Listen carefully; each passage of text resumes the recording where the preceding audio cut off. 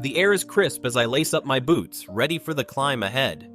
Each step crunches against the gravel, a rhythm that syncs with my heartbeat. The trail winds up, revealing glimpses of the valley below, a patchwork of greens and browns. I can feel the burn in my legs, but it's a reminder of my strength. As I ascend, the trees thin out, and the wind picks up, carrying the scent of pine and earth, the solitude, the challenge, and the sheer beauty of the world around me. Reaching the summit, I feel a rush of accomplishment. The horizon is vast, and for a moment, all my worries fade away. This is freedom, a connection to something greater than myself. Each hike is a journey, not just through the hills, but within myself.